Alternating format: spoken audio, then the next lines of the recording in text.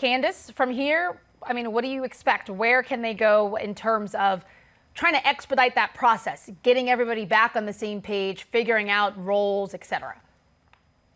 Well, it's unfortunate for the Lakers because they don't have that cushion that they had at the beginning of the season. We were talking off air, you and Smitty and I, and we were talking about how it's Dallas, Portland, and the Lakers, and two of those three are going to not be in the play-in. And there's going to be one team that's going to have to play basically a winner-take-all game to get into the playoffs. And I don't know if that's a situation the Lakers want themselves in, given their history in the bubble of losing game one in series. So I think that that's definitely on their mind, and I think that that will expedite their rust, I guess, in a sense, and their ability to kind of get back in shape and get back in rhythm.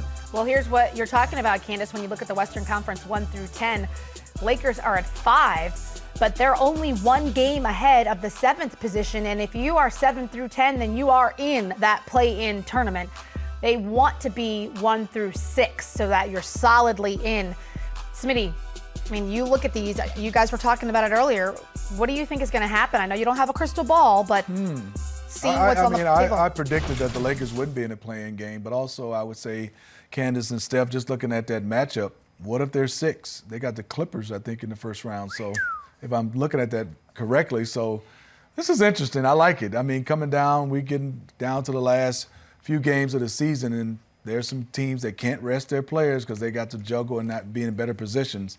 And you always like that as a basketball fan, not as a player on that team. You want to be able to get some rest going in throughout the, a couple games because you have a cushion. Right. But some of these teams right now, some of these big-name teams and big-name stars are going to have to play through the end. That's an interesting point, Smitty. I mean, when we first heard about this play-in tournament, Candace, we all were thinking, okay, it's going to motivate teams that are towards the bottom to continue to play. They've got something to play for. But to Smitty's point, now when you're in that middle bunch, you have something to play for still, too, because you don't want to slide down into that play-in tournament. You want to stay in solidly. So now we're going to see players who might have been resting a couple of years ago down the stretch playing going into the postseason. Yeah, you're going to see teams that aren't having the luxury of being able to rest their players because at some point, you're okay with maybe sliding a position in the standings to make sure that your star player or anybody for that matter is healthy going into the playoffs. But now with any game could, winner take all, basically a 2-game series if you're 7 and 8 and basically a 1-game series if you're 9 or 10. You really have to be healthy going into the playoffs, but you also have to make sure that you make the playoffs. Man, I mean, this is like more than we bargained for because this season in particular, we've seen players have to sit out for reasons that are beyond their control. When you talk about health and safety protocols, it's not necessarily because you exposed yourself. It could be just through contact tracing that you have to sit out because of precautions. That is something that you cannot plan for as a team.